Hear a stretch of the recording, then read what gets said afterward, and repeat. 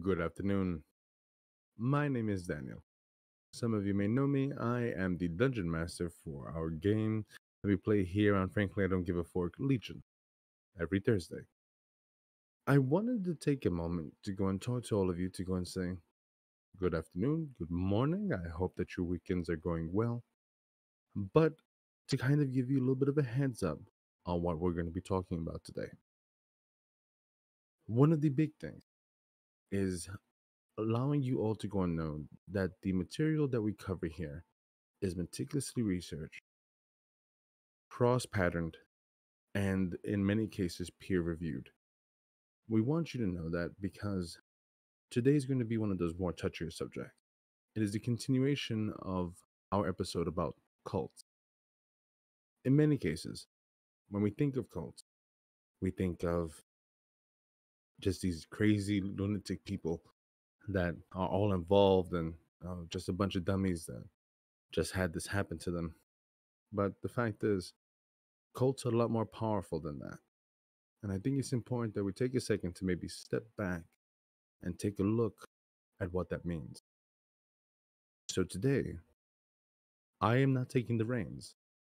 One of my co commentators, Francisco, or Frankenpus as you may know him, is going to be running the show. He's a lot more well versed in the subject matter, and I will be here as a person to launch questions and to make terrible faces when we hear the real bad news and stuff like that. But today, we're going to go and talk about QAnon, in many circles known as Q. I mention this because cults are a powerful thing. The desire to be part of something bigger than yourself, to be part of a group of like minded people, can truly make people lose themselves. And that is the power of the seduction of the cult. Losing family, losing friends, losing all of your personal possessions. These are real things. These are real things that happen. The people that we talk about are real people. This is the difference between something wicked and Legion. Legion, it's all games. It's all fun. It's all people that we play with and characters that I make silly voices for.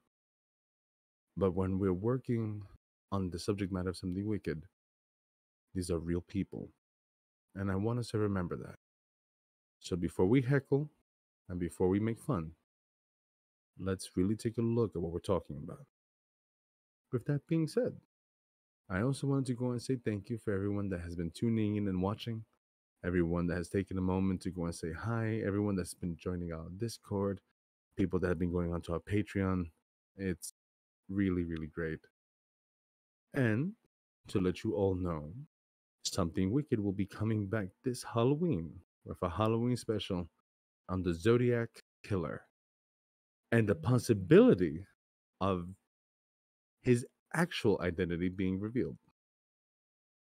Which, mind you, not only do we want to talk about that, we also want to go and talk about the other potential witnesses, or, well, forgive me, other potentials that the Zodiac may just be. It's a lot. So, with that being said, we just wanted to go and say thanks. Wanted to go and give you a minute, allow you to go and sit with me for just a moment. And we're going to play a little video for you to kind of decompress and enjoy. And again, thank you. And for a moment, let us all prick our thumbs for something wicked this way comes. Thanks again.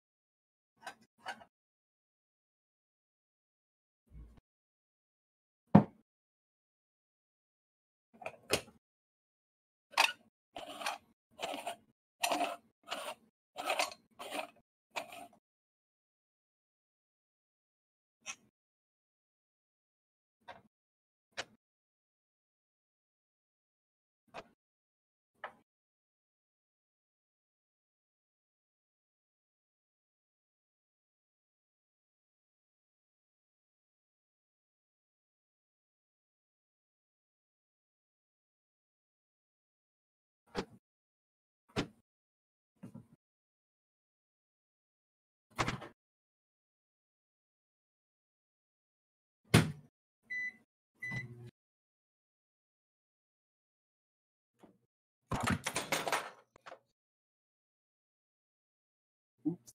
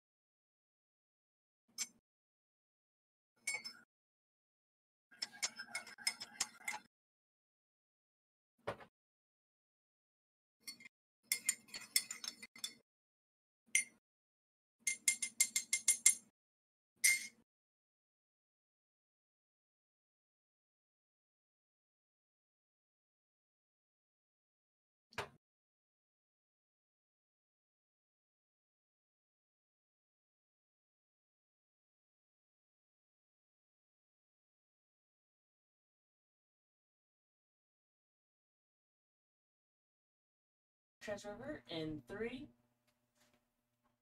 2. And hello, folks. Welcome to a new special episode of Something Wicked, where I will be hosting today. Xanaris will be our guest, coming in blind, and also with us is Grim. But first, a mandatory intro. As William Shakespeare once said, by the pricking of my thumbs, something wicked this way comes.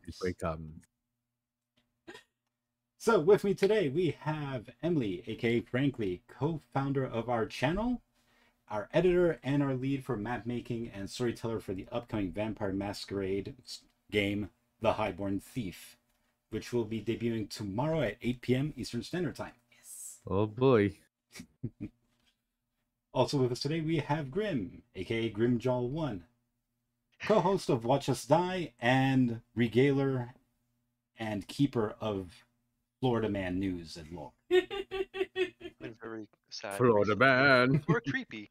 Not funny. Both. Tragic comedy, I would say. No, I was saying last few days. Oh, well. Attempted kidnappings and all that. Yeesh. Oh boy. But also here today with us, because let's not forget our very important guest today. Daniel, aka Xanaris, our legendary DM for our Legion D&D Let's Play, which you can catch on Thursdays at 8 p.m. Eastern Standard Time, and also usually our lead for Something Wicked and a sip of Xanaris right here on this channel. Everybody say hi, introduce yourselves. Hi. Hey everybody. You've all seen my silly face before, so this time I didn't have to do any research. I didn't have to go look at any of this really depressing stuff. And I've left it over to Frankenpus to go and do the jam. And to be honest with you, I'm kind of glad because this one's a rough one. So, it will be. Yeah. Which is funny, but hey. But a quick little word to our audience. Today, as I'm sure you're all well aware, we will be talking about QAnon. Now, this will inevitably get a bit political. So I feel like I want to point out that all of us here at Frankly I Don't Give a Fork, we all hold different political views, different political alignments, and which is great because we respect each other even if we don't always see eye to eye. So to my guests, any of you who are comfortable, if you could tell us a little bit about yourselves and your political views. You can be as vague and specific as you would like. Oh, I'll throw my iron in the fire if anyone else wants to.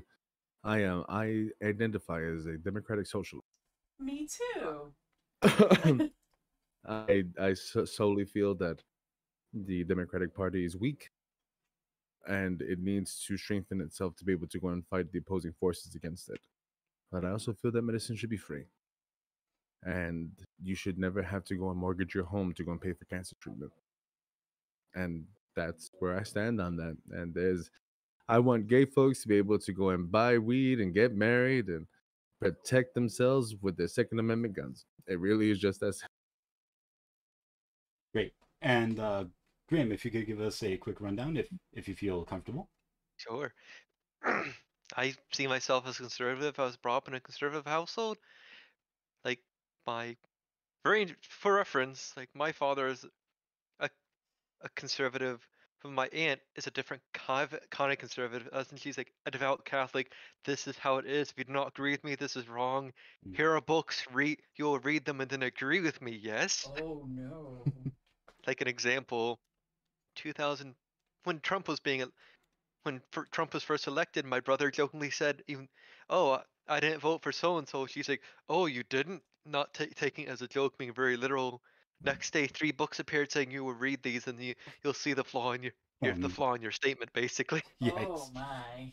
But personally, always being a history lover, I always say that my alignment's probably closer to Eisenhower than Reagan, but I have no qualm. For most part, I don't have any qualms with Reagan either. Just I associate myself more with Eisenhower and what he did. I see that. Fair to say. And to our wonderful producer and my lovely spouse, Emily. I too identify as democratic socialist, leaning more towards socialist than Democratic Party. I too am a strong believer in Medicare for all and higher taxes for the wealthy. The making, after you make $10 million, I think you should start paying extra funds to help with lower income families and middle class families. I am an avid uh, fan of Medicare for all, for subsidized homes, for subsidized and food because that's essential, and water. But I also see a lot of counterpoints that Grimm has brought up in the past. Like, it's a fine line to walk. It really is. And just so the audience doesn't think I'm trying to dodge or evade, I myself, it's a little hard to narrow down specifically. I know I'm very much what many would consider on the far left. I tend to alternate between socialism and anarchism.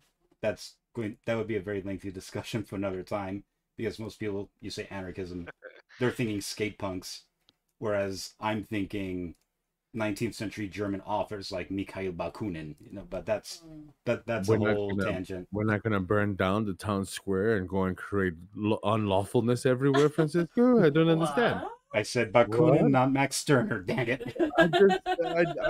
That's a deep cut for you philosophy nerds. You anarchist people, pick a lane, damn it, pick a lane.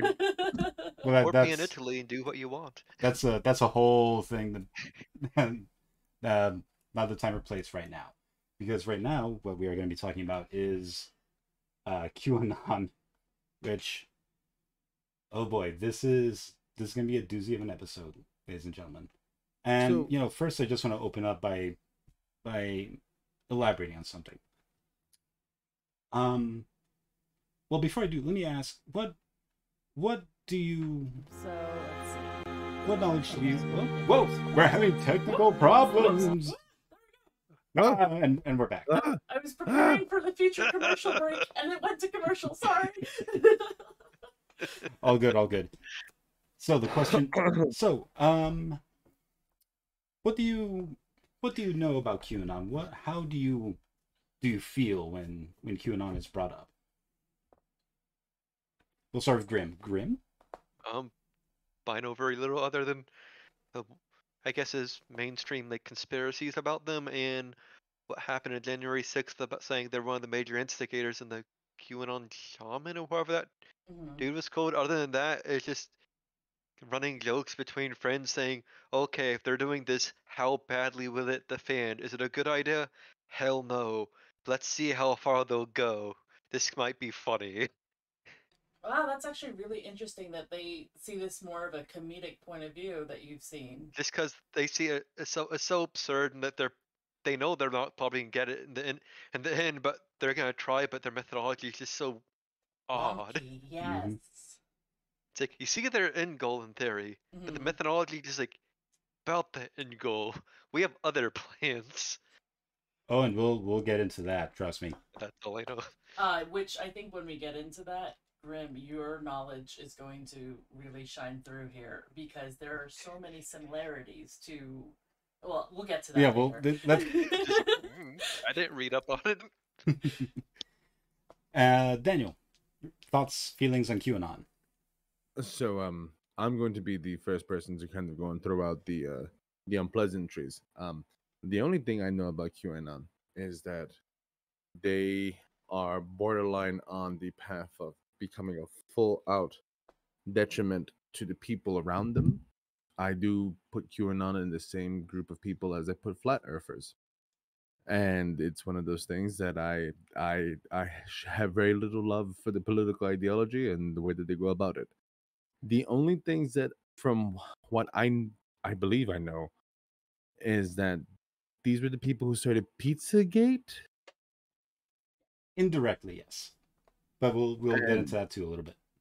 And from my understanding, they were also believing that Trump at one time was going to take over the government after the election or something like that. That's a bit of a split in the party, but Yeah, it's actually you're not wrong, but it gets surprisingly more complicated than that even. so I have no idea. I have no doubt.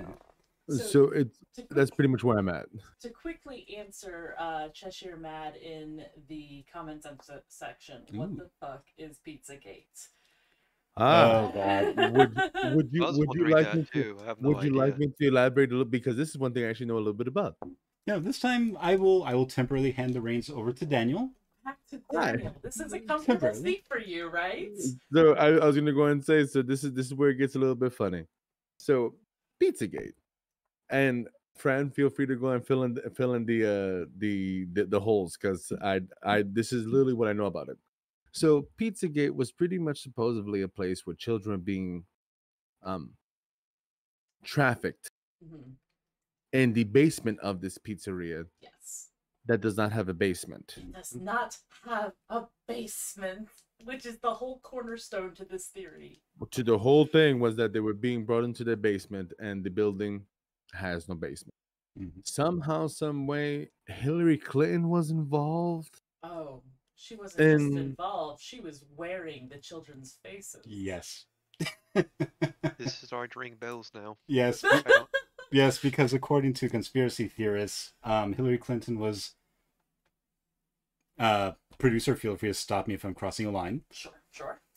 According to conspiracy theorists, Hillary Clinton was literally personally executing children at gunpoint and then cutting their faces off and wearing them like masks. It is that important part I to did not hear say, about. legally, allegedly, this is allegedly, and there has been no proof of this, but we legally have to say allegedly. Yes. Keep those I lawsuits have- away. oh God. Okay. But that's There's only that. the beginning of Pizzagate. Oh, yes. I know, but that's pretty much where the brunt of my information is that. Oh, no. But yeah, So for me, Francisco and I, as you know, and the audience might not know, we're married. He's like right there to me. He watches the news on the street level, and I watch more of the What I call the halls of power. Yes. What's going on in Washington? So I and will such. watch a lot of counterattack news. What is the one that Rebecca's in? The Newsweek, TYT. A lot of, I forget the other one that she's in. Yeah. But I'll be watching a lot, which they do mention QAnon a fair bit. But my knowledge is pretty extensive just because osmosis with Francisco and what I've been seeing from Yes. news broadcasts. There is a surprising amount of crossover between our two worlds because since I follow what I call the street level politics, usually that involves fascists, street violence, protests, and, well, in this case, Pizzagate, because the restaurant, which is called Comet Pizza, is located in DC, and it's very popular among people who work at the Capitol. It's just a popular pizza place. There's nothing particularly special about it. And the reason why Pizzagate is such a scandal is that it escalated to the point that one particular conspiracy theorist took up a gun and opened fire within this pizza restaurant because he believed that he was going to save these non-existent children that were in this non-existent basement, allegedly. Yeah. Keep in mind, this was before QAnon actually started, but this was like the genesis of the ideology when his manifesto, I guess you would call it, became widespread across the internet. So, with that said, I feel like I also need to disclose something to the audience and also to our guests. Some of you are probably aware that there are many connections between, well, alleged connections between Trump and QAnon. We'll get into the specifics of that in a bit, but I feel I need to point out that QAnon are not your typical Trump supporters or Republicans. They're not your normal rational conservatives. These are violent extremists and fanatics. They are dangerous. They have a history of violence, and they are currently, I believe, the largest online conspiracy theory. And it started online. It snowballed. Now you see people walking around with Q t-shirts, placards, etc. Just a few days ago, a little bit of a personal anecdote. Emily and I saw a person in Costco wearing a QAnon t-shirt. Hmm. Furthermore, and that's also, QAnon claims to have hundreds of thousands of followers, which is, it's difficult to nail down specific numbers because the numbers used as evidence are official memberships and their social media or their Telegram channels. One of their Telegram channels has over 100,000 followers. There's another one that has over 300,000. There could be many more that are just sleepers and lurking. Now, my question to you is, with that, would we be able to go and consider anyone that subscribes to that as an actual follower, or are these just people interested in seeing the world turn on fire and they just kind of want to have an insight on it? Well, that's entirely possible too, and that's actually something else we're going to get into also toward the end, because we're going to reach a point where we see QAnon kind of devolve a bit, but I'm not going to, let's not get ahead of ourselves quite yet, but definitely put a pin in that. Now, as for what QAnon stands for, what they believe is that they believe that there is a secret satanic cabal of pedophiles that are controlling the government behind the scenes in something that they call the deep state. And they also believe that this cabal is responsible for all the modern evils in America: poverty, racism, etc. And kind of like Daniel touched on earlier, if you think about it, you can kind of see why people would be drawn to this thought process, because it's a simple answer to very, very complicated, messy questions. It's the bad guy, Mm-hmm. the BBEG that we could point the finger at. Absolutely. Why think when you can just follow? Mm-hmm. It's funny because Grim, I feel like you unintentionally kind of echoed a popular QAnon slogan. Is this one okay, Oh yeah, producer? that one is okay. Okay.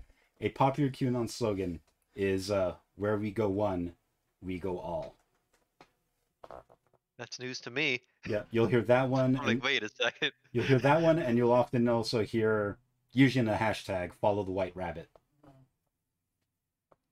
Also, a very simple one that seems innocent. Hashtag save the children. Mm-hmm. Which, to any bystander, who doesn't want to save the children? Exactly. And that ties Don't back take into the whole... security. Yes. It ties into the whole pedophile cabal conspiracy. But anyway, we do have a lot to go over. Not sorry for the tangents, folks. But, hopefully we'll have enough time to get into a little bit of fun bit. Particularly a little bit of QAnon weirdness involving a very strange man you may have heard of by the name of John McAfee. So I saw you make a face, Grim. John McAfee is. Have you heard of McAfee? Antivirus. Antivirus. Yeah, the second after I said no, I'm like, oh wait, I remember hearing about that hit From the news. my understanding, he committed suicide not too long ago, correct? Yes, in a Spanish prison. Hmm. And there's hopefully we'll have time to get to that. But without further ado, let's dive into some other popular QAnon conspiracies that are floating around even to this day. And as Grim mentioned earlier, that Trump will bring in a new age of prosperity for America, but it also just so happens to be one where Democrats and leftists would be hanged for treason or arrested. Yeah. So a dictatorship. Essentially. Also, they claim to have a video of Hillary Clinton executing a child. And for the record, journalists actually have checked, because due diligence being an amazing thing, no such video has ever been found. Oh, imagine why. I because they're very good at keeping safety deposit boxes, obviously. Ah, Ladies, yes. folks, that was Oh. sarcasm. Please do not take that out of context. That's gonna be gifted before the end of this episode, and it's gonna be a problem. That's, But that's you're for the good. premium subscribers. No, I'm kidding. I'm kidding. Oh my! Now, anyway, and also they believe that Trump knows and is working, or was working, to take down this secret cabal with something that is a Q team, a team of specially selected intelligence agents and military personnel, to send out secret messages and put a stop to the cabal. And everything from Trump's hand gestures, like one time he made a hand gesture that vaguely resembled the letter Q. I think he was just pointing, but whatever, because it's all coincidence. But that's the problem, because another slogan you'll hear in the QAnon crowd is, "There are no coincidences." Mm. It seems like that's a very convenient way to make things sway to your favor. Mm-hmm. That just sounds like conspiracy theory 101. Yeah, that's fair. Basically, yeah. Furthermore, they also believe that JFK Jr. is still alive.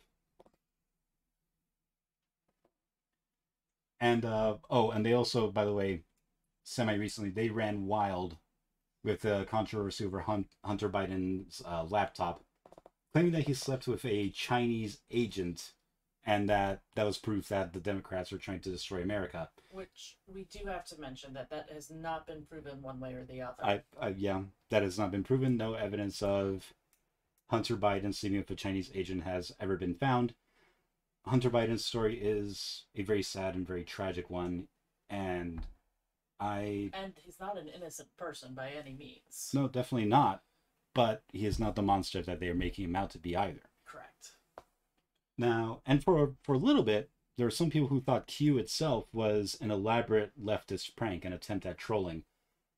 Now, researchers and journalists did look into the leftist groups that were thought to be responsible. All of them denied it, and actually were able to present evidence about how it was not them. So, almost certainly not a leftist prank. So that said, I mentioned secret messages. So, these secret messages are commonly known as Q drops. These are basically social media posts by Q. I'll say themselves. By Q themselves. And it is supposed to be 100% official. The first Q drop was in October 2017.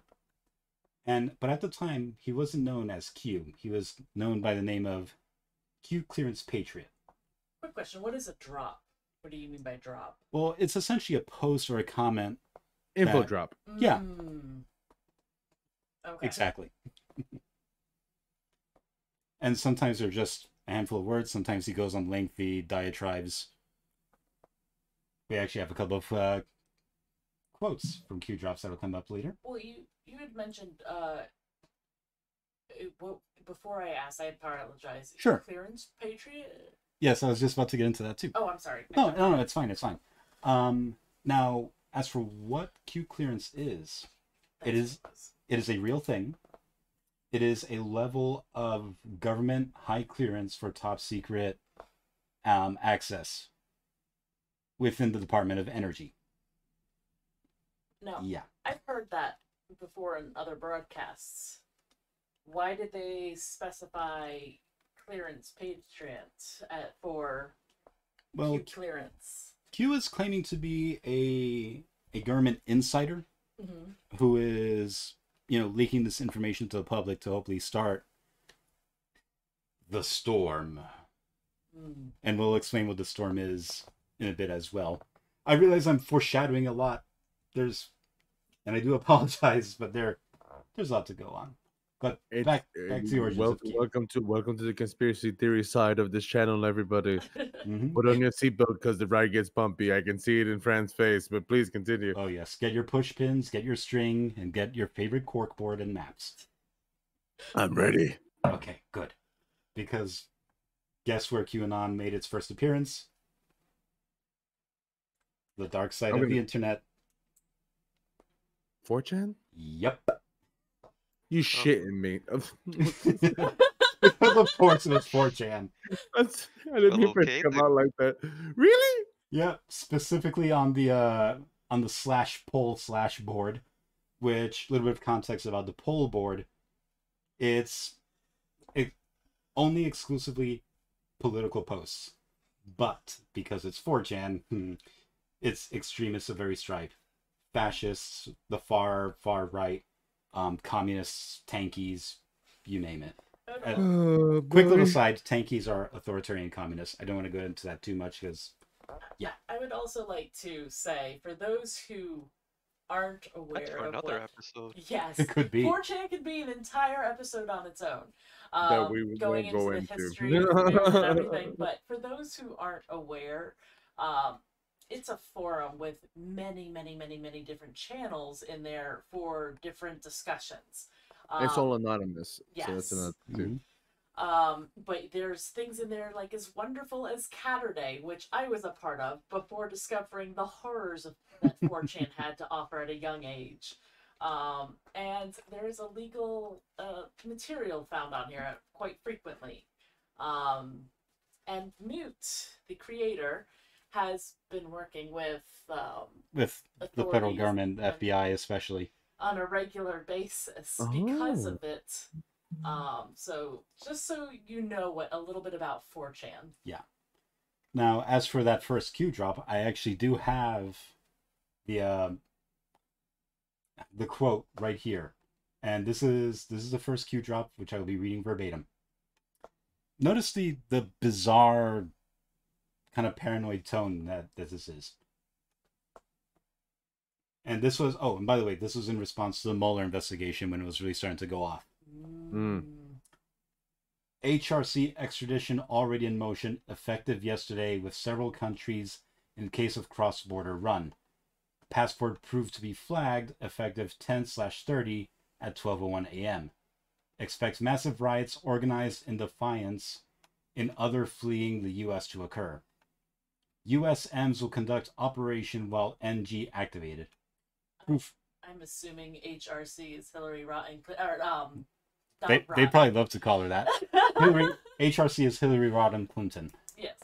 Okay. Anyway, proof check. Locate an NG member and ask to if activated for duty 10/30 across most major cities. POTUS will not go on TV to address the nation. POTUS knew removing criminal elements was first step to free and pass legislation. End quote. You know, I was listening to what you were saying, and you probably could reread this, and I've read your notes briefly just to check to make sure it was coherent. I still don't understand this quote. It's at bizarre. all. But in a nutshell, what they're saying is that Hillary Clinton is going to be arrested, and that there will be something of a patriot uprising. Yeah. And just for the more future context, also, patriots is often what they will refer to as, fellow QAnon believers more often than not. Mm-hmm. Anyway.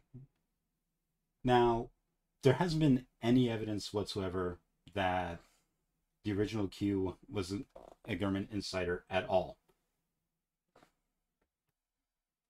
So contradicting his earlier point. Absolutely. So my question is Q a person or a group of people? Yes. We're going to get to that very, very soon, but you know what? A little tease. Yes. Oh no. Great. Nailed it. Nice and we- ambiguous. We're starting this one off strong. Okay. Yep. Oh boy.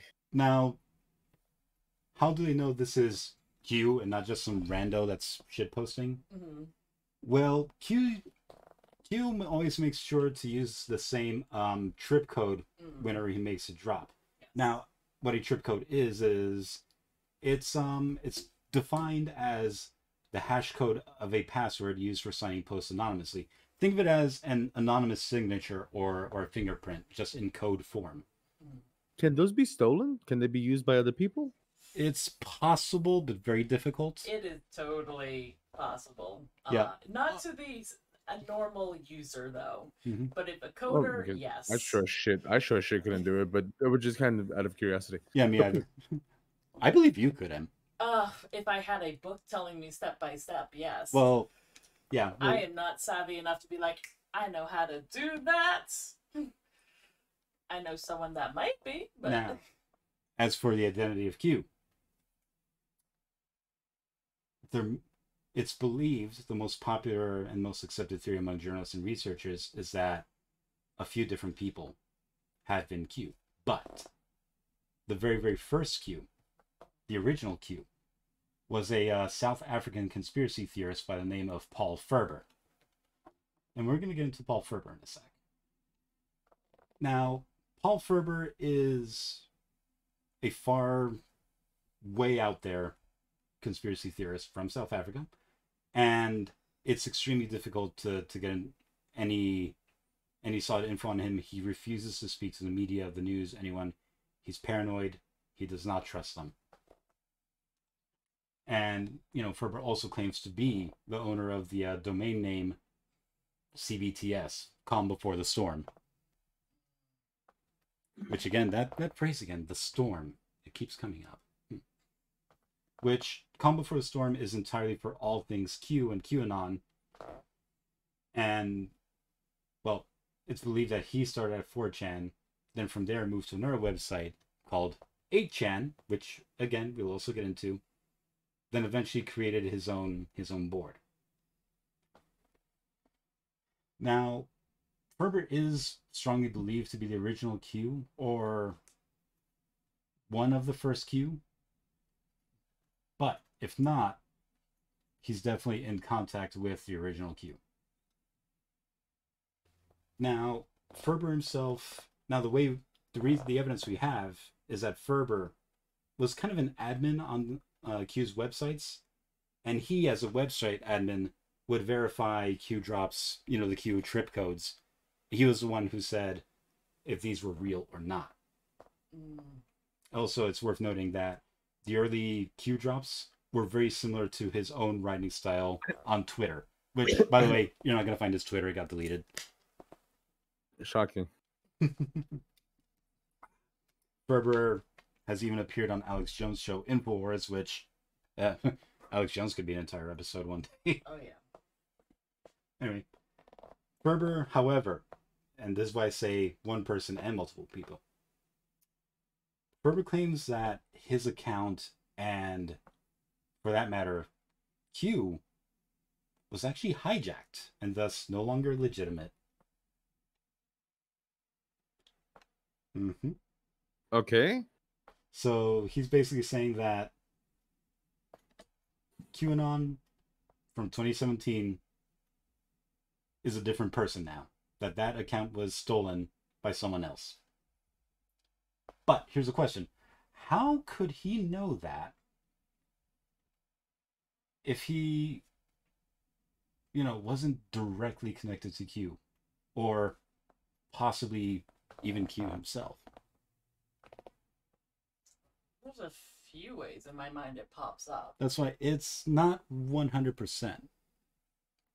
So, with being admin, it would make sense. If he was truly admin, it would make complete sense that his story would be legitimate.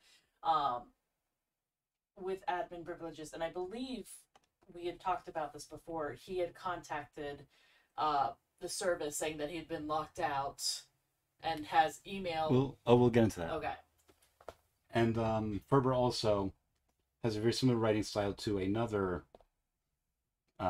popular conspiracy theorist some of you may or may not have heard of, by the name of Steve Pieczenik.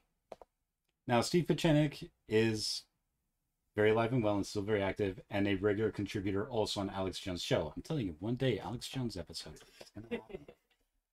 Jesus Christ. Yeah, Steve Pachenik is he's a character. He claims that the Clinton family are running the deep state, and he also claims that he is that he was a consultant for Henry Kissinger back in the day, and that he helped get Trump elected. That's incorrect.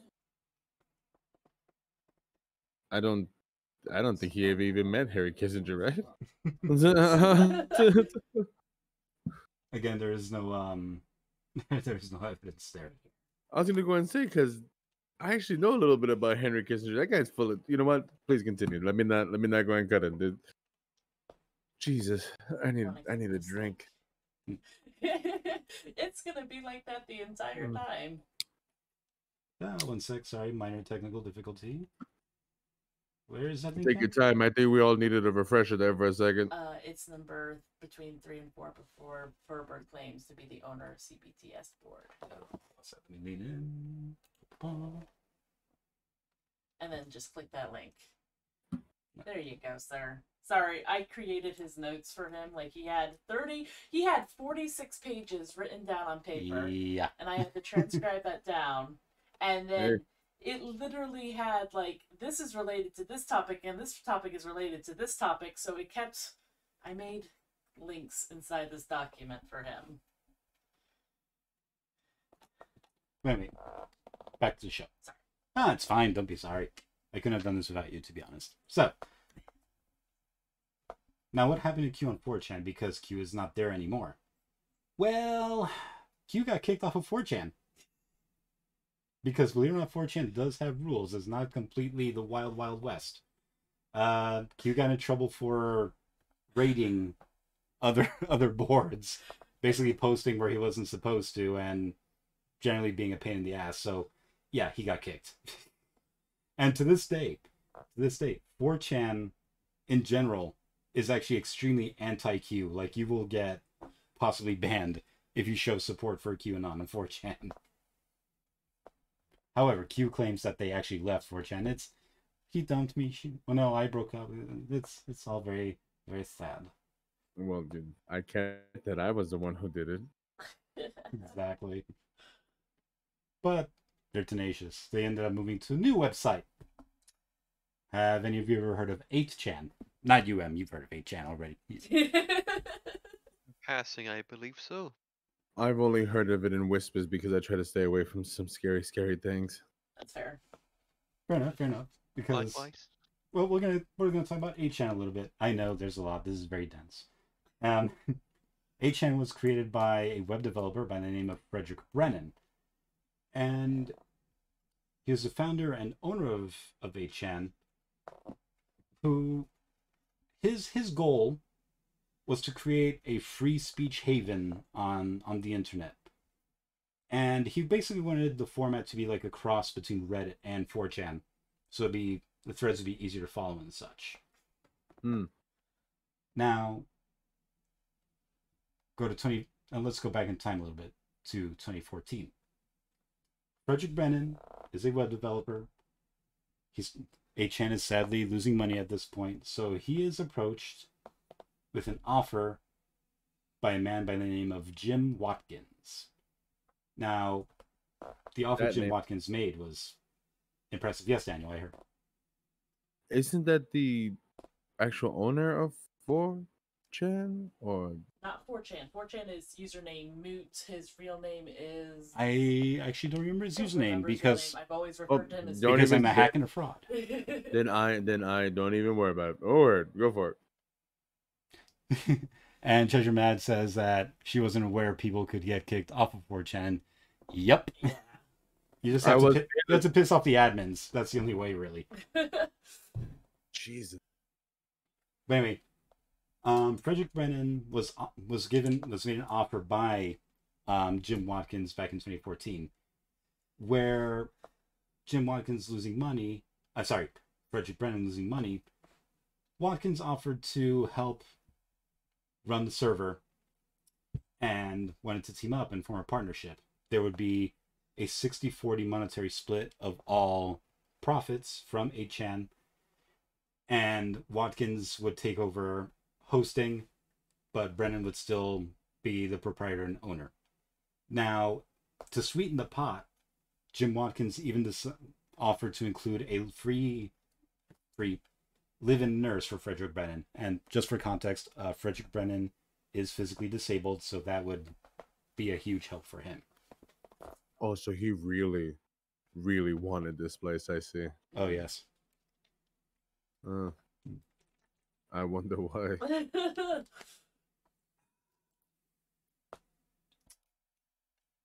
Now, this is a huge deal because Watkins had the funds to keep 8chan running for a while.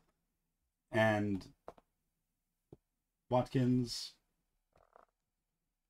Jim Watkins and his son, Ron Watkins, they describe themselves as free speech absolutists. And they're part of the reason why 8chan went from a little bit of a quirky message board with maybe some shit posting out a little out of hand to a complete shit show.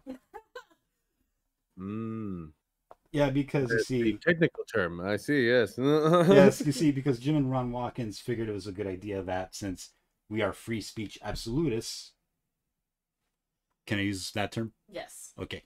I'm glad you asked after the fact using that term. Oh no, there's a different term. Oh, yes, you may. Okay, the thing that. Yes. Okay. Sorry, folks, I have to get KG Twitch terms of services and all that. Basically, because they're free speech absolutists, they figured it's free speech. Why not allow child porn? Yep. Yeah. Is okay. Please continue. Yes, continue to break us, Yeah. Francisco.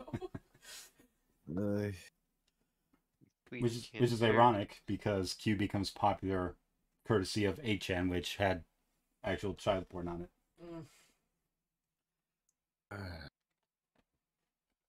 I hate the world that we live in. Yeah, Jim Watkins, however, was a bit also a character. Grew up in Washington. Joined the Army at age 18 as a helicopter mechanic. And he was sent to Virginia to learn computing courtesy of the Army in 1987. There's the hub right there, so... Oh, yeah. And while in the Army, he was a bit of a pioneer. He launched some of the first ever online porn sites.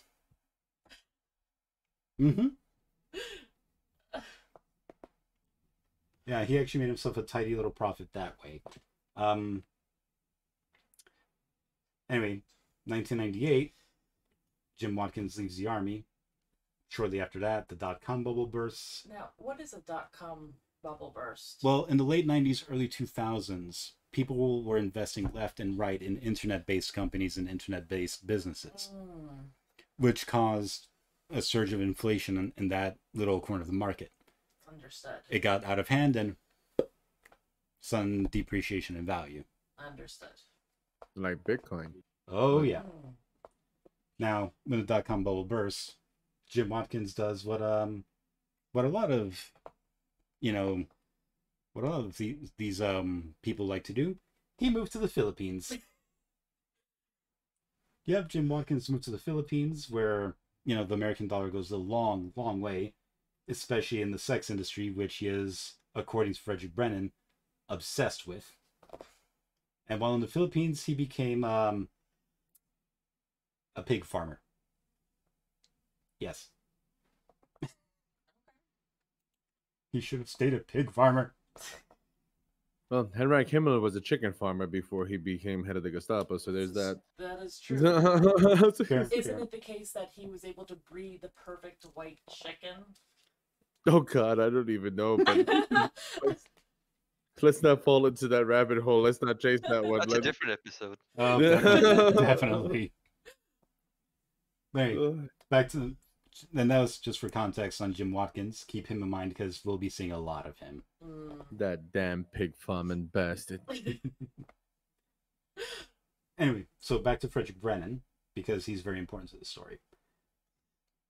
Frederick Brennan, founder, former owner of HN, oops, spoiler alert, tried to get Q shut down once they started popping up on 8chan. And also, once he partnered with Jim Watkins, he noticed Jim Watkins was a bit odd. He honestly believed that Watkins was starting to get a bit senile, because in real life, he was out loud saying QAnon conspiracy theories unironically. Yeah. And it's worth noting that, by the way, that 8chan, if you try to look for it, you're not going to find it. 8chan has been completely removed from the internet. Their servers completely shut it down. And, well. But I'm sure that this is all part of the plan. You hit another famous QAnon slogan. Something goes wrong, something goes, they didn't expect. They tell each other not to worry because it's all part of the plan.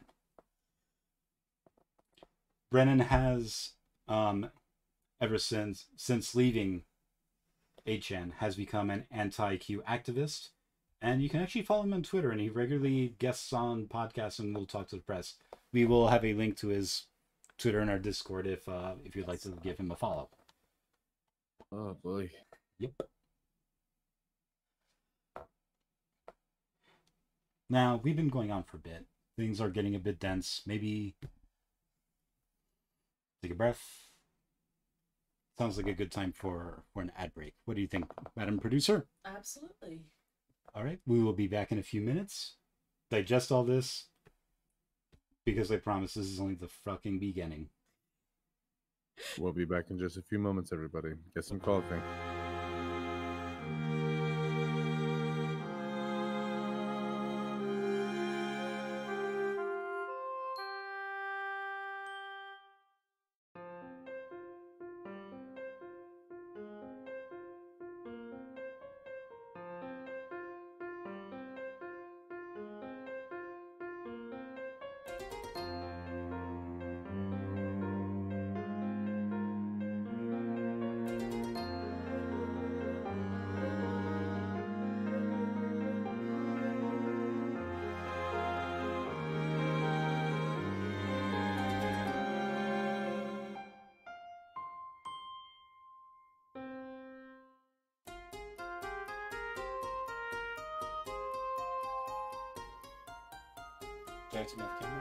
Hey everyone, thanks for tuning in so far. If you're liking what you're seeing, please be sure to follow, and also be sure to subscribe to us. Make sure you link your Amazon Prime account to your Twitch account, and that way you get the sweet basic bucks and you don't have to pay a penny.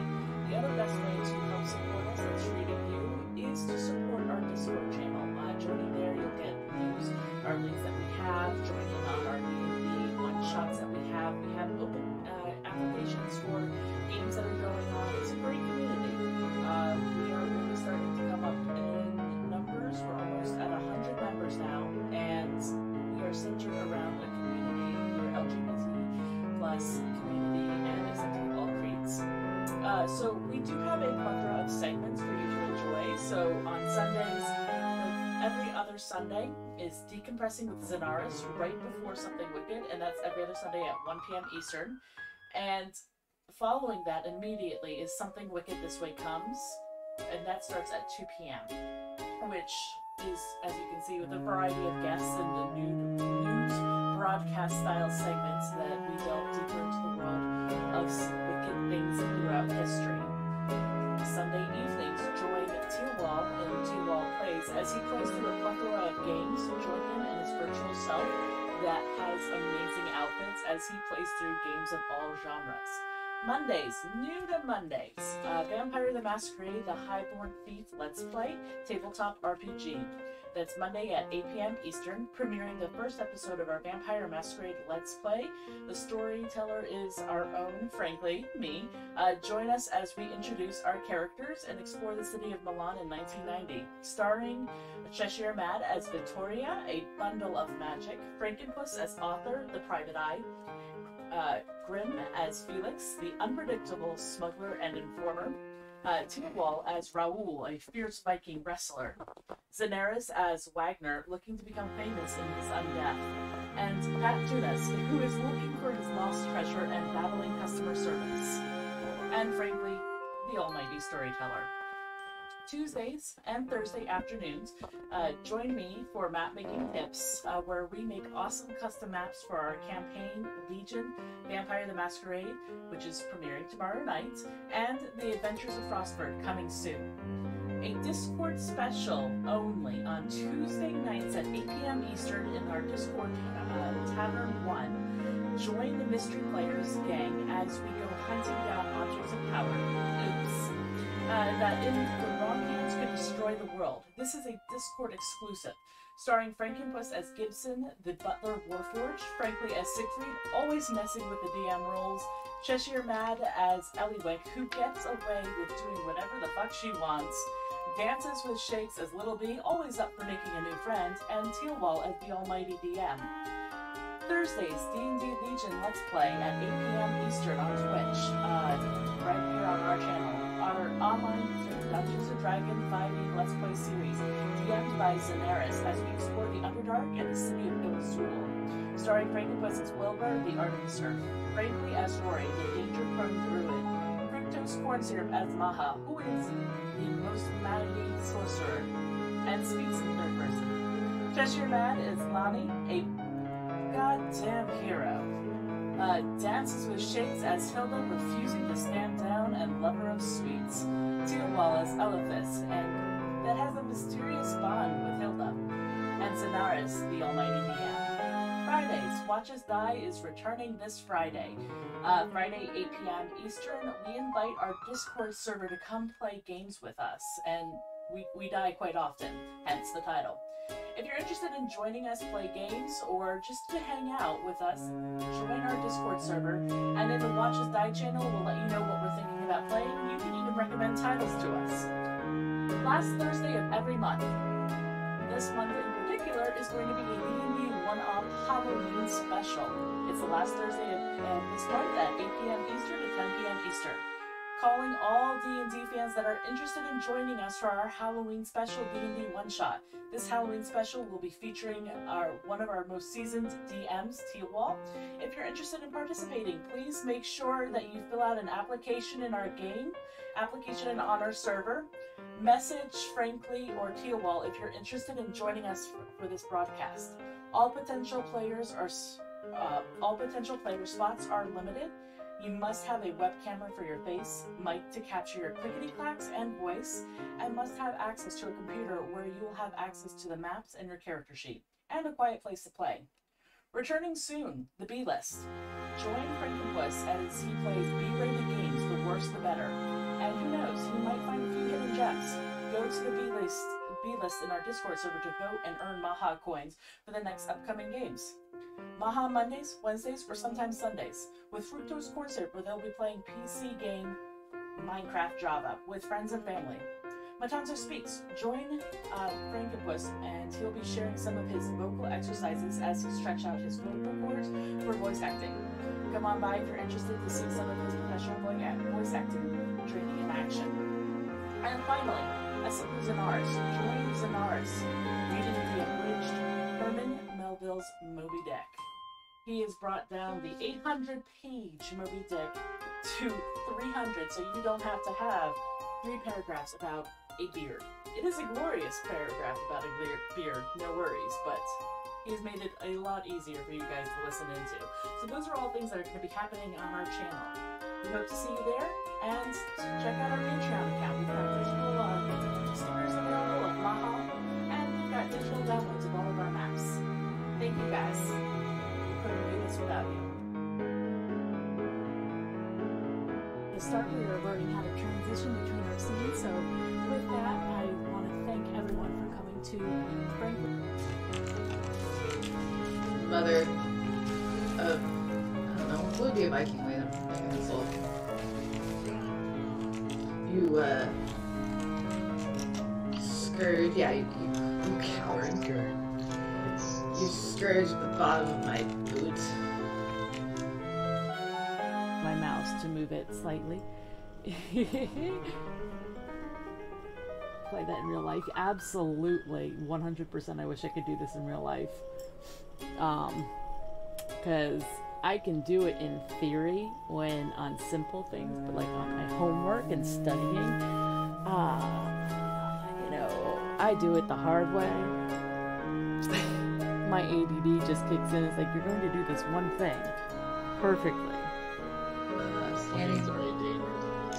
Yeah, it looks so nice, but it's really missing.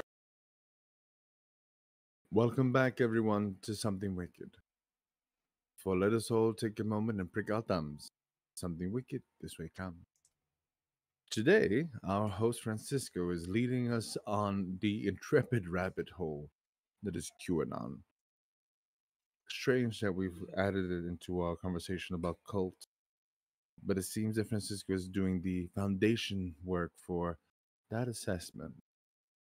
With that being said, Fran, take it. And please, don't be gentle.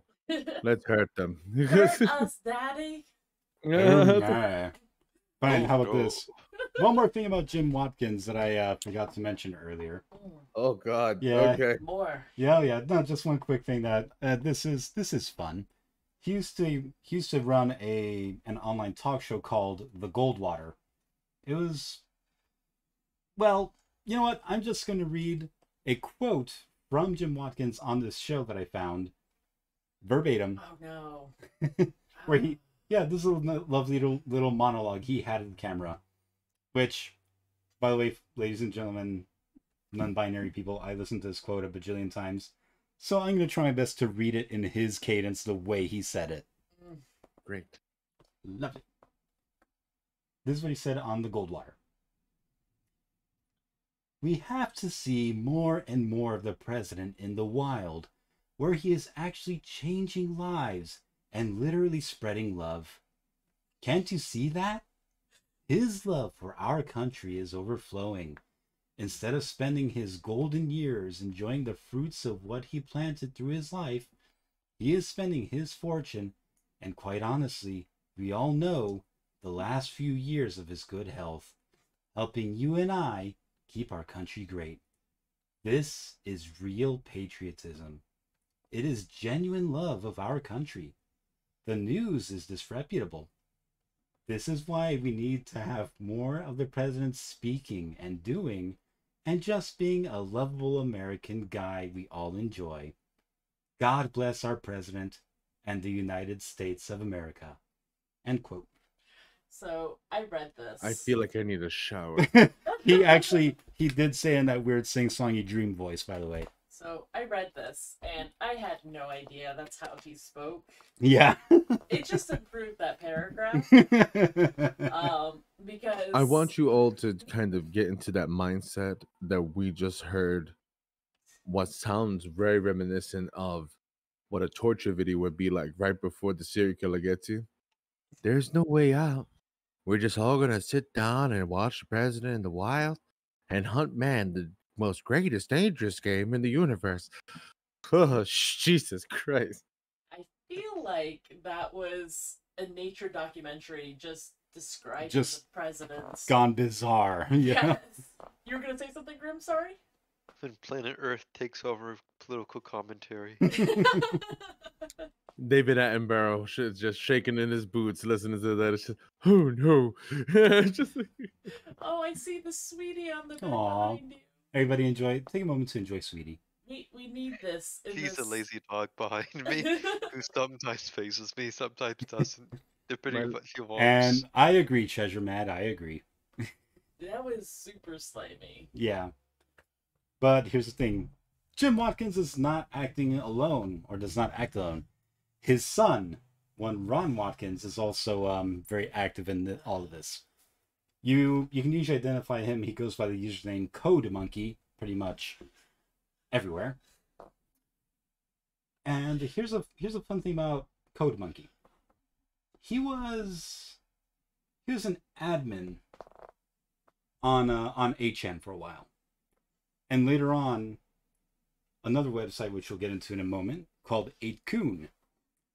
Now, yeah, there's a lot. 8chan gets shut down. what's Q going to do? A new website pops up called 8Qn, that is Kun, which, by the way, the website is still up. Mm. Oh, I'm Yeah. sure it's full of pleasantries as the other one was. It absolutely is. I had the displeasure of actually looking at the website. It's not pretty. Don't, if you value your brain cells, don't go. That's all I will say on the matter. We will not be posting the link to it, but if No. you want to do your own research, that is up to your discretion. Mm-hmm. Absolutely. Now, this is where things get a bit interesting. Because you see, Ron Watkins was also the admin of 8Qn. Q moves to 8Qn, and effectively, well, something strange happened with the Q account there.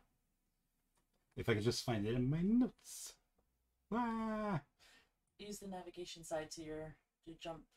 Right here? Yeah. Okay. Let's see if that's me. Apologies, folks. What are you looking for? The hijack. Oh God. Yeah. someone hijacked Q? Yep. So right here we go. Got it for you. Did you mean to rhyme you with Q? Ha! You can read it off my computer. Now I'll do it off from here. There you go. Right here. It is under Paul Ferber. Gotcha. Whoop. There's not a lot of notes under it, but there it is. Yeah, there you go. Now, rewinding a bit, the original Q is widely believed to have been a man by the name of Paul Ferber. Now, here's the thing. Paul Ferber claims that that the Q account was hijacked by someone else. So, it's no longer legit, as I said earlier. But how would you know that? But anyway, as for the actual hijacking, well, here's what happened. Let's go to 8Qn real quick, and here's what happens. Out of nowhere, Q starts posting at the admins asking for security confirmation because they're having trouble. They're showing evidence that somebody was trying to hack them. So the admin, long story short, long convoluted technical story short, borrows the gets security codes from Q to have full access. You see, Emily's cybersecurity is kicking and going, what? No. If I may, so most likely, so for those who aren't aware in the IT world, they have programs that you can buy to crack passwords. That's why double authentication is so important. Because if I were to open up this program and I click enter to start it, thousands of passwords have already been attempted in the first 5 seconds. And yes, your computer is going to get super hot. It's going to heat up your apartment. But within an hour, any basic password is going to be cracked. Especially if it doesn't have two-factor authentication on. So for someone that has this program, it would be relatively easy to do, which is horrifying. Mm-hmm. It doesn't need to take someone with an IT background to do, but for someone who's a web developer that was able to be honeypotted, Yep. Is embarrassing and so sad and horrifying because it could happen to anyone. Yeah. So while the Q is being hacked, basically the admin decides, okay, I'll help you fix it. And, well, he essentially, secures the Q account. Everything is all hunky-dory. And the Q board is declared to be compromised and shut down. In your notes, that's horrifying. Yes, but here's the thing, you see. Paul Ferber immediately started sounding alarm bells that the Q account was hijacked by someone and such. All evidence points to the administrator, Code Monkey, Ron Watkins, effectively stealing the Q account. Yeah. So they steal the account to do what exactly? Oh, they are now Q. Allegedly. Do they deny it, or are they? Consistently. Ah, But yeah, Jim. But there's proof of them stealing it then. Well, it's not 100% because digital evidence is tricky. It's easy to fake. it's easy to mask your IP address with certain programs. I'm sure they're being smart if they haven't been able to prove it yet. Good God. Mm-hmm. So, Jim and Ron Watkins, the evidence seems to show that they stole the Q account and ran with it and started making their own Q drops. Now, there is more evidence to support this too, that the Watkins family, as I'm going to, when they're both involved, I'm going to refer to them as Watkins family, are involved with this. Now, some evidence is a little shaky. Some of it is pretty damning in my opinion. Watkins, both of them were pretty much obsessed with the original Q, and for that matter, Paul Ferber's conspiracy theories. And also the current Q, and also something that's kind of fun. Something that Q and the Watkins family have in common that's a bit niche and oddly specific. They're both obsessed with fountain pens. Yeah, see, Jim Watkins especially is a big aficionado of fountain pens, and his YouTube channel has over 100 videos on fountain pens. Yes, he has a YouTube channel. Yes, it's still active. We are not posting the link to that. Oh, just what does he do with these videos of pens? Like, Mostly it's just pen reviews, and then out of the blue, he'll throw in a conspiracy theory and then keep on talking about the pen. Is he talking? Like, yeah. Oh God. Like there'd be a close up of him at a desk writing with a pen, talking about how beautiful it is. Yep. This is nice. The lizardmen are coming. Yep. This is nice. Now, and also, interestingly enough, Q posted several images, close-ups of like a hand writing with a pen. Uh-huh. The desk and pen are very, very similar to a desk and pen seen in some of Watkins' videos. Oh, so circumstantial. It's a bit circumstantial. But... maybe the evidence that they both really like yoga? What? Yes. No, not solid enough. Okay. Checking my notes. Oh. Okay. How about this? What if I told you, Morpheus sunglasses, that the IP address for the various Q websites and HN8Q, run by the Watkins family, are at the same server? Oh. Yeah. Oh. Okay then. Then how can you say that it's not theirs if it's coming from inside the house? It's just like you don't know. Someone broke in and posted from their computer. Like someone broke in and made a server when we were on vacation. We swear. Absolutely. We were out in the Philippines. We were doing our thing, with the cheap sex workers, and well, the pigs did it. Whomst among us has not had our home broken into and had a server set up? It happens to That'd be me pretty all random. the time. It'd be kind of fun though. I hate it when that happens. And Why does the breaking in part, the server part, be neat? Yes. Ah, don't touch my mic. Sorry, audience. That probably was loud.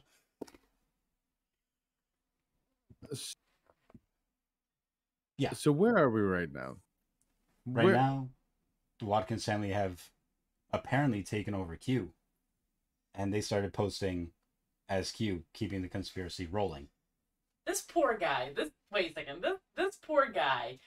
He's in South Africa. He's like, I am the original Q. This is amazing. Everyone's believing my conspiracy theories. And then it's stolen from him. And he's like, come on, guys. This is my account. Oh, and something that reminds me. Sorry, producer. I did not include this in my notes, but I think it's worth mentioning because I think it's kind of funny. Mm-hmm. Paul Ferber tried to bring back a new Q account called Big Dick Anon. Oh, great. It's still a I- thing, but it never got anywhere. Okay. Big dick and none. Now, yes, but you know, There's nothing about that I don't hate. but shifting gears for a sec, real quick. Grim, you're very knowledgeable of history, particularly World War II. If you I could, like to think so. it's simply, putting it kind of simply, like in a nutshell, what do you think is caused Hitler and Nazism to flourish in Weimar Germany?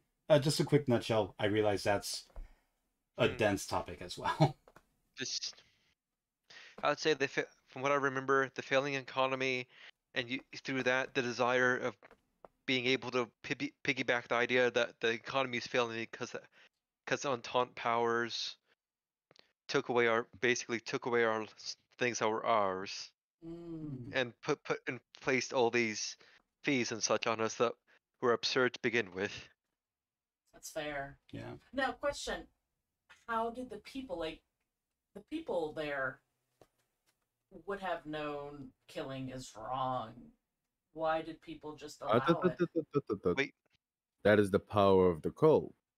Hmm? we talking about Germany? Yes, I'm asking. Remember. I'm asking specifically with Hitler. Like, why would the people just go along with it? And the fact you had to ask that question is a bit telling, no? Mm. Well, It's think on a it. cold personality, wasn't it? That's my understanding, basically. But You because he's a very good, because while he was a nutcase, and to a large extent, he was a very good speaker. Mm. he was a nutcase to us from the outside. Yes, let me. But when you have been browbeaten, domestically decimated, Yes. when the mark was literally worth nothing, and you had someone come out and do the whole, you know what would be good? Strong Germany. We have Mhm. to be strong like Krupp steel and all these other things. Sure, of course. All of a sudden, our military is fighting back. We're building a military that we're not even supposed to have. We're starting to go ahead and get food lines. And then all of a sudden, we have fun stuff like, oh, there's a Volkswagen car, which was actually made by the Reich to be able for every German to be able to have a car for over 2,000 Reich marks because every German needed to be driving. Mm. So all of a sudden, we went from shit farmers to actually being a strong economic power. But then one day somebody just say, you know what's good though? Genocide. How do you guys feel about that? I don't feel too good about that. But it's going to make us a better Germany. It's gonna make us better because they're the ones to blame for our weakness. These are the bad guys. The Jews did all that. And then all of a sudden, good, decent people are thinking, wait, you're right. We didn't have anything to eat, nothing but a few years ago. But you did that. You made us strong again. I can eat now. My kids can go to school. And all these other guys that had the jobs and businesses, we took them back because they belong to the Germans. And then you go in for the real swing. So hey, everybody, guess what? We're going to open up these concentration camps. We're going to put all these bad guys in there, and everyone's thinking, "I don't know about that. It's fine. You're just soldiers. You're just doing what you're told. You only followed orders. Only That's one of the, following orders." if I remember correctly, that's one of the biggest things from the trials is what's your excuse? We're only following orders. What? So, friend, does that answer that very? I did it in a nutshell. He's much more elaborate and fanciful Yep. about it. And both are definitely tie into that because you see this is where all starts coming together. It all coming together. All coming together. You see, think about your typical QAnoner. They're probably sad, lonely, a bit depressed from, well, everything. And enter 2020, lockdowns, everything, it starts really going off. You have lonely, isolated, afraid, desperate people who wants somebody to save them. Q shows up online telling them, I have the answer. And it's so simple. All you need to do is follow the white rabbit, to use their terminology. And then before you know it, well, we start seeing stuff like Florida SWAT officers wearing Q patches standing next to Mike Pence. Do we have a picture of that? Yes, producer? I can get one, yes. Oh, I Jesus. did I not- remember that. I did not realize you Seems wanted it on the... Seems like something that happened in Florida, though.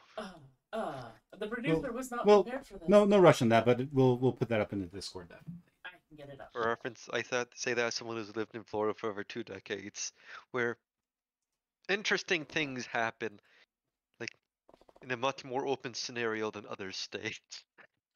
That is fair. And also we start seeing things like another contributing factor also, sorry, forgot to mention this, was we start seeing on the very, very far right extreme and kind of an eroding trust in the modern media, which I would argue to an extent we kind of saw in Weimar Germany too. We can't trust them. Trust the leader. Fair. Funny how dumb is always the other guy, huh? Mm-hmm. Mm, So they start turning to alternative media. Shows such as InfoWars, for example. I gotta do an Alex Jones episode one day, I swear.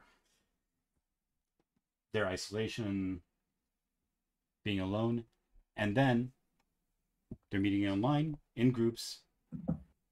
People are confirming each other's biases, saying, you're the smart one, you are special. In the cult world, we call this love bombing. mm. Now, producer is making eyes at me. Apparently, we have that picture of Pence with a QAnon SWAT member ready to go. And here it is.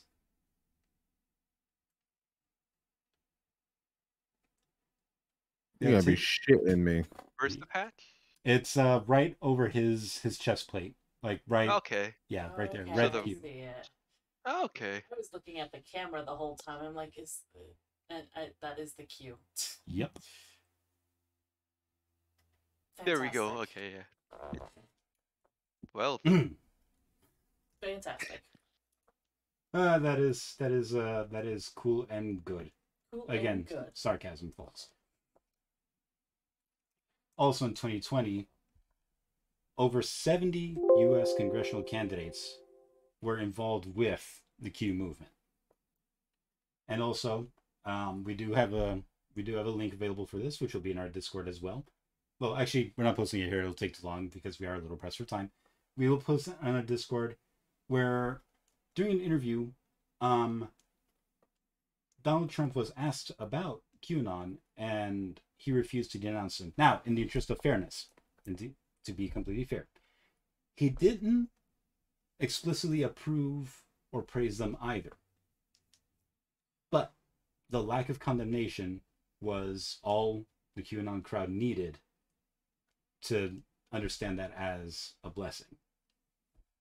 Now, do you think he was truly aware of QAnon and that was a purposeful move? Or was he just ignorant about QAnon and didn't want to make a stance without knowing? Based on his comments, I think he had a general idea.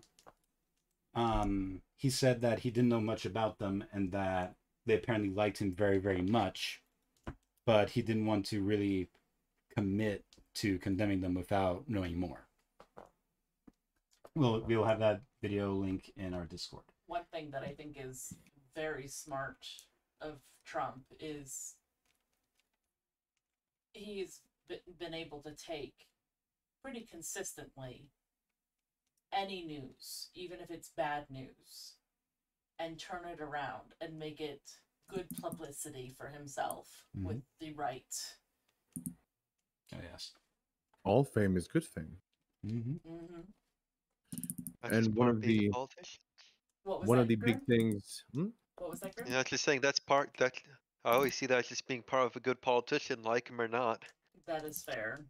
I think we also need to kind of keep in mind one of the things that we should and I hate the terminology of always, oh, they're just like the Nazis, just like no.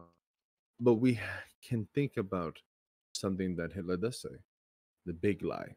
Mm. People believe the big lie, not the little lie, the big lie. But It's so big, how could it possibly be false? Exactly. Mm. There's Which it's funny that you mentioned. There's another parallel with Nazi Germany. That you mention it. January 6th.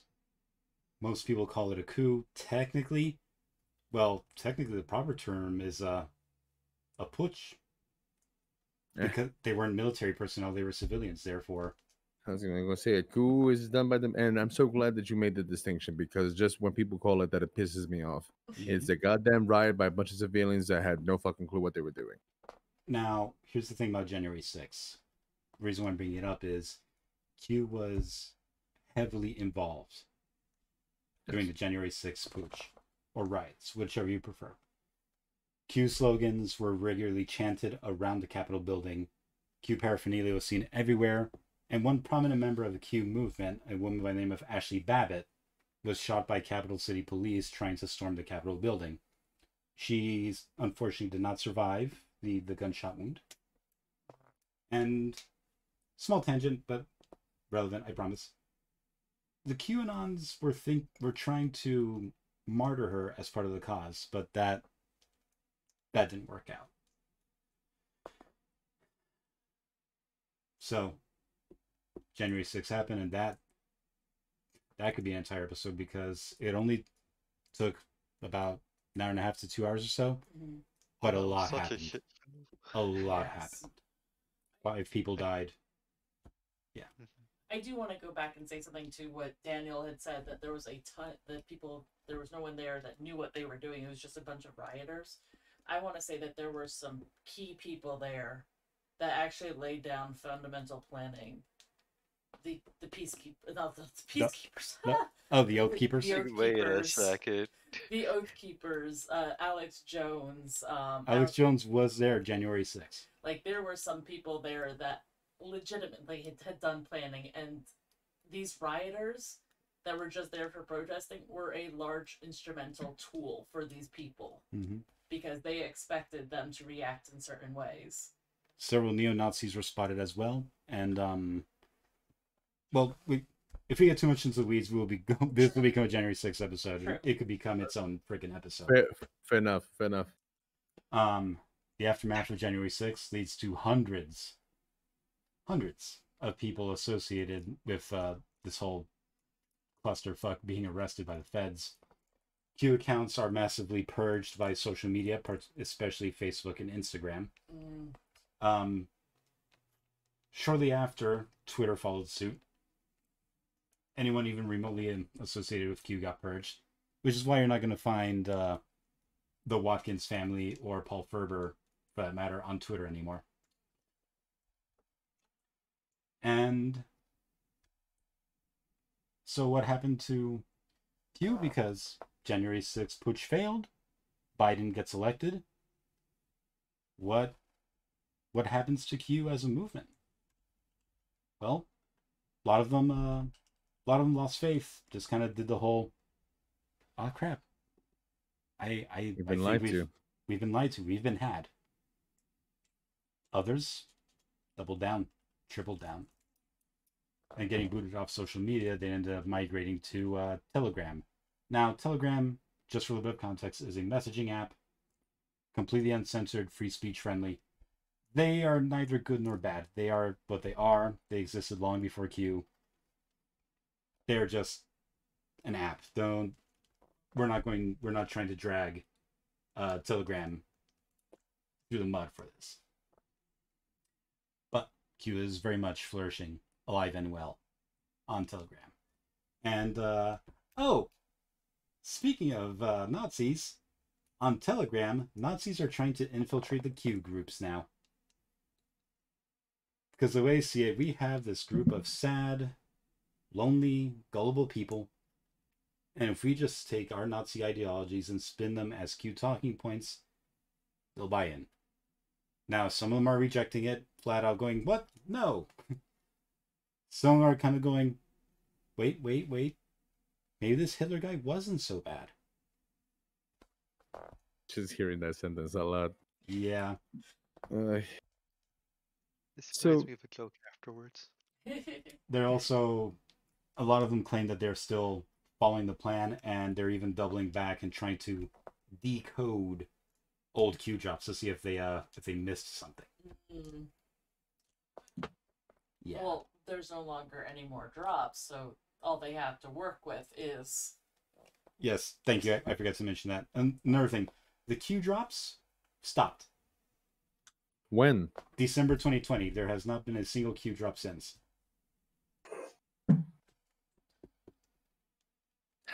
And that oddly aligns with the Watkins fleeing back to Yeah, they were stateside for a bit, I believe, and that timing coincides with them moving back to the Philippines and moving some servers around and such, but they haven't posted since. Quick little update on the Watkins family. They are still very much alive and well. They are currently trying to run a cryptocurrency scam, I believe, allegedly a scam. And they're also pushing Christian fundamentalist ideology and other, sundry far-right conspiracy theories. Now, as for the Q itself, they've kind of sort of split into two groups now.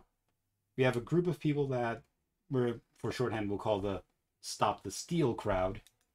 They basically believe that the Biden election was stolen, rigged, and that Trump is indeed the rightful president, which Ron Watkins has actually expressed support for. He's not directly involved, but well, here we are.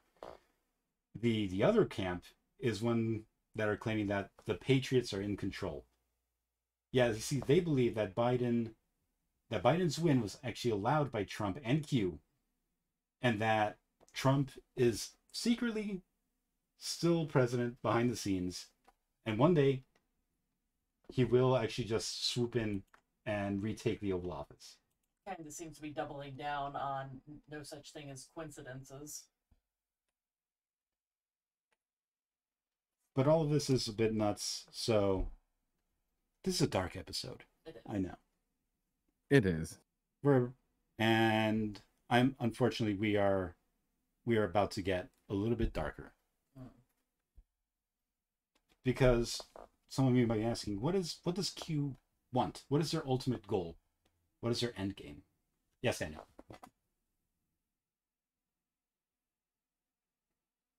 Oh. Well, in that case, Q's end game. Well, independent journalist Jake Hanrahan, the main source for all of my information here. I will be posting a link to his podcast, Q Clearance later, which is also the main source for this write up. And then also all of his sources as all- well. And also, yes. And also his media company and his Twitter will also be posted. Anyway, and quick context, Jake Hanrahan is an independent journalist, used to work for Vice News, went independent, and he formed his own company called, let's see, the parent company is Coup d'Etat Media. Popular Front is a subsidiary that he also currently runs. Now, with that in mind, according to Jake Hanrahan, the scenario that he pieced together is based off of over 2 years of research into the QAnon conspiracy theory. What he thinks QAnon's ultimate goal would look like is this. These are his words, paraphrased for time. It would start with a successful revolution, and thousands of military cells would storm government buildings. Any politician who doesn't support Q or Trump would be arrested. Democrats would be doxxed, and Q supporters would be armed to detain them. They would then storm the White House with military support. Biden would be shot on sight. Trump would retake the Oval Office to great fanfare. Voting machines would be seized and burned. all Clinton properties would be seized and Hillary Clinton would be arrested and detained. Q flags would be raised over federal buildings, and liberals and leftists would be shot or arrested, or any who refuse to submit for that matter as well. TV stations would be taken over to announce Trump's return to power, and enemy politicians would be publicly hanged in front of the White House lawn, presided over by a kangaroo court presided over by Lynn Wood. Yeah. Thoughts? Grim? Odd. Weird conspiracy. Quite happy it didn't happen. Definitely. Yes. Like, uh, like the second he started saying, like breaking into buildings and immediately arresting people, immediately made me think of obviously Nazi raids, but also like some Soviet raids when during purging and such. Yes. Yeah, I see that. It's like, yes, we want to be associated with Stalin and Hitler. How could this go wrong? That's a really fair point. It just, what they're describing, it sounds like the fall of democracy. It sounds... Indeed. The establishment of a fascist state. Yes, absolutely, 100%. It's horrifying. Oh, am I up? Oh, absolutely. You know, you're... Eyes of war are upon you. I will always, Up this I will always show. pause for people to jump in. I want us all to kind of take a second to just kind of. It was a lot to take in, and I kind of want us all to just kind of think about what we've heard today. Oh, we're not And- done. Wait, there's more. There's more. Like, I'm gonna keep it to myself. Then let's it's go. like, Let's, oh, shit. We've got time for the fun bits. Okay. And on the... Because Ghost of I realized that got seriously dark. Quite. That got a bit scary. So to lighten the mood, we're gonna talk about John McAfee. McAfee. John McAfee.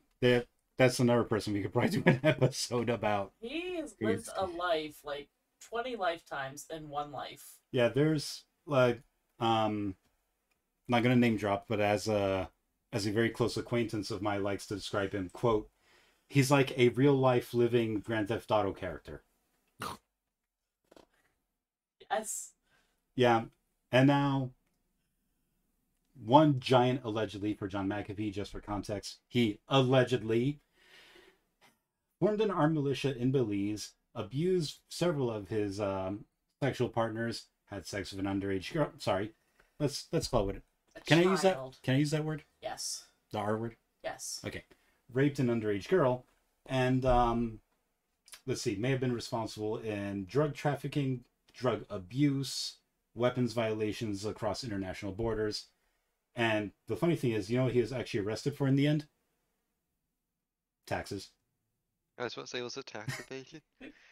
Yeah, apparently. Tax evasion. We could do an entire episode on this the guy. one thing that gets us all. Remember, everybody, Al Capone didn't go to jail for being in the mob. He went to jail for RICO Act. That's Yeah, what I was arrest got thinking. him. Now, yeah, taxes. Apparently, he was taking money that's supposed to be for taxes and putting it in cryptocurrency because, of course, he was. Of course. No, Allegedly. Was it the same cryptocurrency that are tied to the Watkins brothers, out of curiosity? I have no idea. Not that I've seen. Okay. But crypto's such a huge thing that, you know, That it's... would have been small world conspiracy, like... Well, it's funny they mentioned the Watkins family and McAfee. Wait. Because... I don't know. For context, I have no idea about this fun little blurb, so this is all new to me as well. Okay, so for a little bit of context, and I sent you some images to post in... Yep. Right now? Yes. Don't worry, I'll buy you some time. That one, yes. Now, just wait for my cue. Okay. Wait for my cue. Ah, I'm kidding, I'm There's kidding. more. Anyway, now, before John McAfee died, he made a claim that he was not. If he was found to be to have committed suicide, that it was not suicide, it was murder. I actually found a screenshot of the tweet where he's describing this. And I am sorry, this is small print. I will have to lean in. My producer hates this. So this is John McAfee's tweet, verbatim, which I will be posting a screenshot of. Well, we can also jump straight to go ahead and read. Oh, okay. It's right up. Thank you. You're welcome. Getting subtle messages from U.S. officials saying, in effect, "We're coming for you, McAfee. We're going to kill yourself. I got a tattoo today just in case. If I suicide myself, I didn't.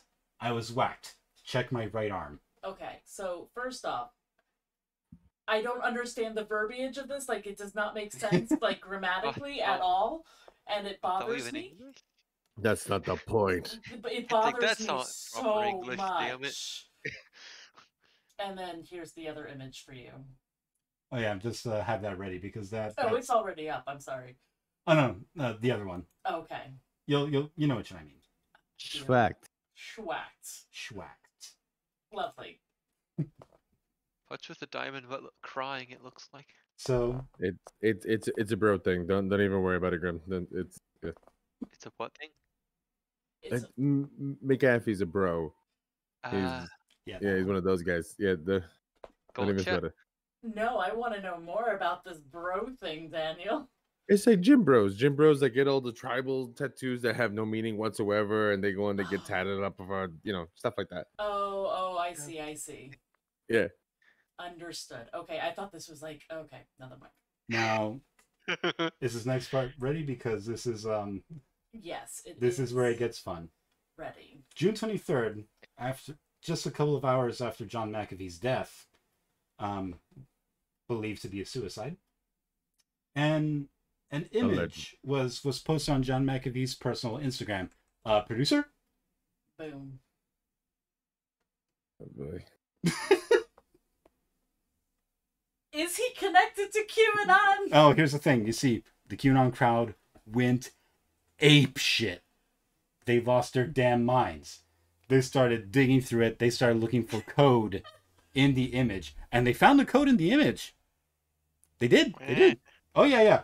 The code was... I don't have it verbatim, but I have the first 4 digits, which are the most important one. The first 5 digits. Those of you familiar with code are going to get a little laugh right away. The code was FBIG_5. Oh my god, is it Facebook image 5? It's Facebook image file code. That's it. It's the name of the... Oh! Oh, okay. I thought this was going to go totally different direction. No. Okay, so for those who aren't in the know, when you save an image off of Facebook, like you click on it, you right-click, save image, it'll come up with text already suggested for what the file name should be. It'll be Facebook, FB for Facebook, or like IG Imager for Instagram. or IMG for Imager, or Snapchat will come up as SPNC, something like that, and then it'll have a number next to it. Yep. That is its location number. So it was just saved off of... Yes. Yes. Okay. Okay, then. Yeah, Q was going on about how the image code was some sort of a dead man switch that would in the future release vital information about the deep state. No such thing as coincidences! There are no coincidences. Okay. Are you talking about the supposed current Q or the past Q? Current. Which Q? Okay, I'm like, wait, which I Q? mean, it could be anybody Oh my at this God, time and that moment. was such a great question, Grim. Yes. I'm like, wait Fair. a second. Is it connected to that too? Okay. Tell me that this is over, that we're done. Almost. Oh God. Okay. Almost. Because that... One more thing. Yeah. Just like Yeah. thank you. The friggin' file name. Investigators have looked into it. The most widely believed theory is that McAfee had a twisted sense of humor, and they believe that he gave his login information to a close friend to post that whenever he died, just to fuck with people. I believe that. Oddly enough. It seems very much like a McAfee thing to do. Such a dick thing to do, too. It's very, very him. So we've now we are getting close to wrapping it up now, and we're about to get a bit more serious because we've laughed, we've cringed, we've had a little bit of everything, but we need to talk about why this is important, why this is a serious issue. Because people in real life have been affected by the Q conspiracy. A lot of people lost their families. Exactly, and one prime example of that is a survivor of the Parkland, Florida school shooting. Shortly after the shooting happened, his father got involved in the Q conspiracy. And according to him, his father is now claiming that his own son is a crisis actor, part of the deep state, and that the shooting was a false flag. And reportedly, this man is trying to trigger his own son's PTSD because he wants to see if the PTSD is real or if he's faking. I mean, to trigger it, wouldn't that would prove nothing because it could have potentially just given it to him. Exactly. Exactly. How does that work? It's not a great. That's a lose-lose right there. It really is. Several shootings have been tied to QAnon conspiracy theories. There was also one incident where, during the election, where a Humvee with a QAnon bumper sticker, with two men, was detained for weapons violations right outside of a Philadelphia polling station. Now, it's not entirely clear if they intended to do anything or if they were just patrolling to protect democracy. I honestly don't know. We can't state without. We cannot say one way or another without solid evidence. So we are going to leave that at that. And as I mentioned earlier, also Ashley Babbitt, who was shot and killed at the Capitol riots. And Q tried to martyr her, and I said that went badly. Well, the reason is the Q group themselves kind of 180'd and claimed that her death was a false flag to make Q look bad, and that she was actually part of the cabal, a deep state actor. So, what is to be done? You see, like we were talking about, Q fills an emotional need. It simplifies a complicated, messy, scary world. So, and with so many reports of people going down the rabbit hole, it's a bit overwhelming.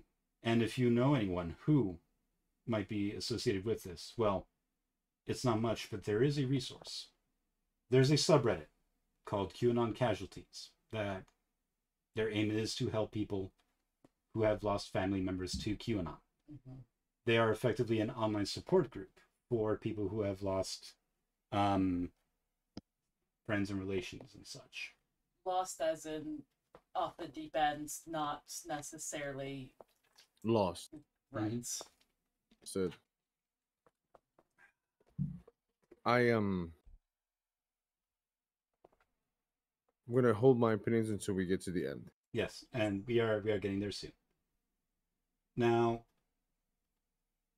this subreddit was created due to many random incidences of families falling apart because of Q popping up. And one man, real name withheld, created this subreddit. And according to the admin of this subreddit, his forum membership, well, it exploded once the COVID lockdown started. And he understands, and he is a valuable source to help these people because he himself used to be a conspiracy theorist, but different kind. He was deep in the Illuminati conspiracy theories. So here's what I think. Here's some of my thoughts on this matter.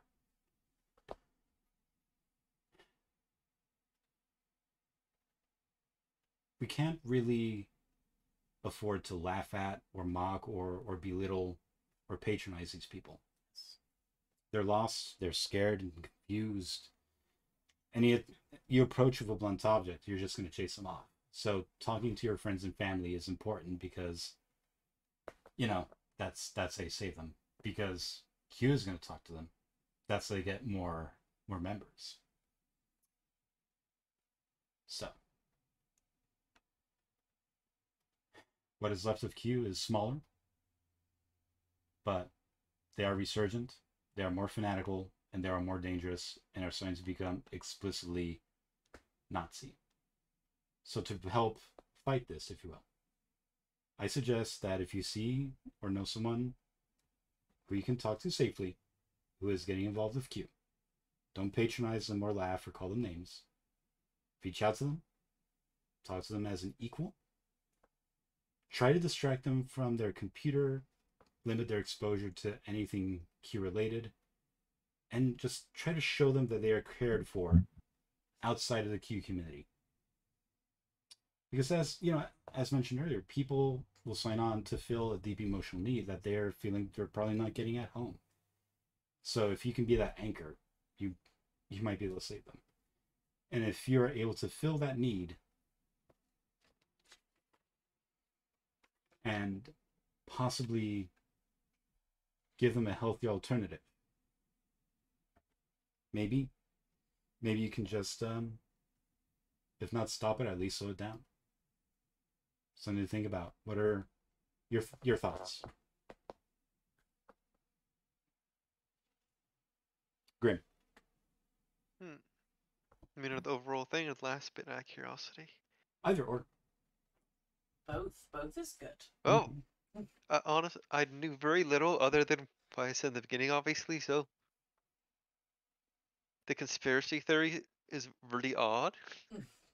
Like, as far as I know, I don't know any one part of it. I'm very happy I don't. That would have Yes. complicated things greatly Mm, in an unfortunate manner. yes. Well, I mean, one thing I see is just what the last bit that you said really resonates because and again, to repeat what Fran said, only reach out to them if it's safe to do so. And it's not your job to fix them. Know that. Mm-hmm. But just talking to somebody about it, I mean, we do not have the same political alignments at all, but yet we're able to have this conversation. Yes. Indeed. Just talking about it. And the best medicine for this intolerance is tolerance, being around people that are not like you. That is the best way to help safeguard you and your family, your friends, your loved ones, is to create an environment where you're among friends that are different from you. Mm-hmm. Daniel, you had some thoughts. To close off, I humbly agree with what Francisco stated. I have had close friends that have gotten lost in these types of things. And it's easy. It's easy when you start to create connections with things that don't exist. All I can go and say is don't dox these people. Don't go looking for them. Don't do that. Arm yourselves with knowledge. Arm yourselves with truth. Give yourself the opportunity to listen, but develop something called combat empathy. You can hear it. You can allow them to let this information out. Do not let those feelings encompass you, because that's how you get involved. Combat empathy is extremely important when we're dealing with these types of things, because sooner or later, the deeper you get into a rabbit hole, the easier it is to fall all the way through it. And as someone who does a lot of bit of research in this type of thing, just like Fran did for this one, which excellent job, by the way, Francisco, because God only knows that I couldn't have done it. I will definitely go and say I am in full agreement in the fact that I don't think they're bad people. I think they're lost. I think that they're very sad. And I think that they're looking for care in a way that they don't have at home. So, with that being said, are they truly wicked? No. Are their ends wicked? Depends on who you ask. And that really is the gist of it, isn't it? When we deal with something or something wicked, it's a lot. Everyone, do yourselves a favor. After this, go watch something funny. Maybe some puppy videos on TikTok or something like that. I'm going to go get some Mexican food with people that I really care about. That's going to make me feel better. Good. Because that was a lot. Yeah. That was a lot. And we talked about cannibalism on this goddamn show. Jesus. That Oh, was and- walk in the park, relatively speaking. Oh, and I The actually cut a cannibalism. lot. I don't doubt it. I have no doubt. But with that, are we ending today's episode? Let us all go and give a little applause to our narrator for today, Francisco. Thank you so much for your time, and we deeply appreciate it. For all the links, the photos, and everything else. I absolutely loved it. You did a fantastic job. Better Indeed. than me, really. And I will go and say I'm humbled by your attentiveness and obsession with detail as someone who is obsessed with everything else. So everyone, thank you so much for being with us today. Do not forget that we are going to have an episode. It's going to be pre-recorded because we've got some things going on about the Zodiac Killer for Halloween, one of our more favorite little killers out there in the world, and the possibility of him actually finally being found out. With that being said, have an excellent weekend. Do something nice for yourselves. And let us all prick our thumbs. Something wicked this way comes. Thank you all so much and have an excellent day. Bye. Bye, everybody.